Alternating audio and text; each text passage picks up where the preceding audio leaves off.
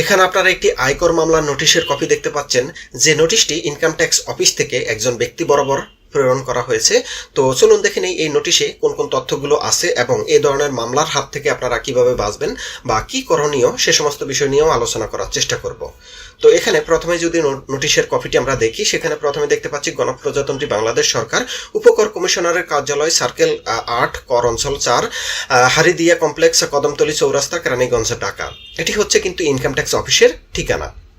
এবং এখানে দেখতে পাচ্ছেন ৩ নম্বর, যে ব্যক্তি বরাবর এই নোটিশটি করা হয়েছে সেই ব্যক্তির ৩ নম্বরটি এবং উক্ত ব্যক্তির নাম, পিতার নাম, ঠিকানা, পূর্ণ তথ্য কিন্তু এখানে দেওয়া আছে, যে ব্যক্তি বরাবর এই আয়কর নোটিশ মামলার নোটিশের কপিটি প্রেরণ করা হয়েছে এবং কত তারিখে এই নোটিশটি প্রেরণ করা হয়েছে সেটি এখানে দেখতে পাচ্ছেন ২৫/৯/২০২৩ তারিখে। এবং কর বর্ষ হচ্ছে কোন কর বর্ষের ট্যাক্স রিটার্ন সম্পর্কে কিন্তু এই নোটিশটি করা হচ্ছে, সেই কর বর্ষ ২০২২-২৩ কর বর্ষের। হয়তোবা এই ব্যক্তির কোনো যে আয়কর রিটার্নটি দিয়েছে সেই আয়কর রিটার্নে কোনো অসঙ্গতি এই কর অফিস থেকে পেয়েছে, তার ভিত্তিতেই কিন্তু এই মামলার নোটিশটি প্রেরণ করা হচ্ছে। তো এখানে যদি আমরা বিষয় দেখতে পাই, সেক্ষেত্রে দেখতে পাবো আয়কর মামলার শুনানি প্রদান প্রসঙ্গে। তাহলে একটি মামলা হয়েছে ব্যক্তির বরাবর, সেই মামলায় শুনানি কিন্তু করার জন্য কিন্তু এই নোটিশটি প্রেরণ করা হয়েছে আয়কর অফিস থেকে। তো এর পরবর্তীতে লেখা আছে, এত দ্বারা আপনাকে জানানো যাইতেছে যে উপরোক্ত আয়কর বর্ষের শুনানি আগামী এত তারিখে পুনরায় ধার্য করা হয়েছে। তার মানে পূর্বে আরেকটি নোটিশ করা হয়েছিল, সেই তারিখে আপনি যাননি, সে কারণে আবার পুনরায় কিন্তু এই তারিখে ধার্য করা হয়েছে। অতএব উক্ত নির্ধারিত তারিখে আপনাকে আয়কর অধ্যাদেশের ৮৩-১-এর ৭৯-র ৯৩-এর ৭৭ দ্বারাই ইতিপূর্বে জারিকৃত নোটিশসমূহের সত্যাবলী পালন করিতে অনুরোধ করা যাচ্ছে।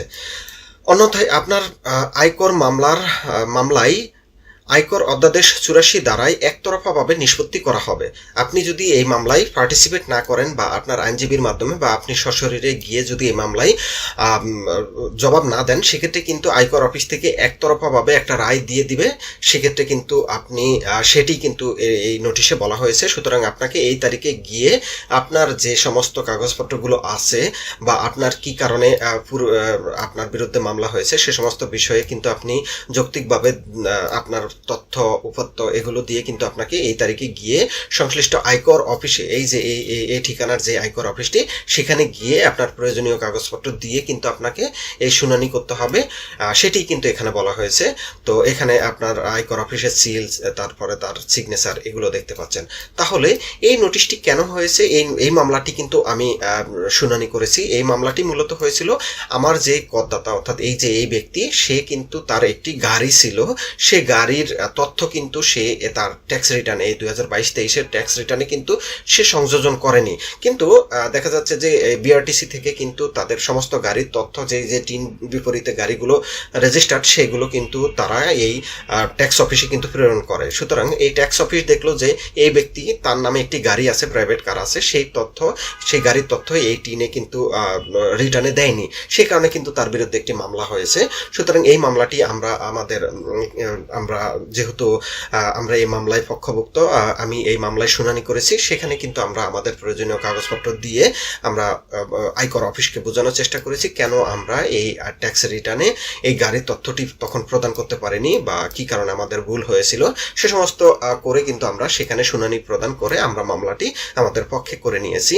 এবং আমাদের যদিও কিছু অর্থদণ্ড প্রদান করতে হয়েছে, তারপরও আমরা এই মামলার হাত থেকে আমি আমাদের মক্কেলকে বা ক্লায়েন্টকে উদ্ধার করতে পেরেছি। তো এই ধরনের নোটিশ যদি আপনারা দেখতে পান, আপনাদের ট্যাক্স রিটার্নে যদি কোনো ধরনের জটিলতা থাকে, সেক্ষেত্রে কিন্তু আপনাদের বরাবর নোটিশ হবে।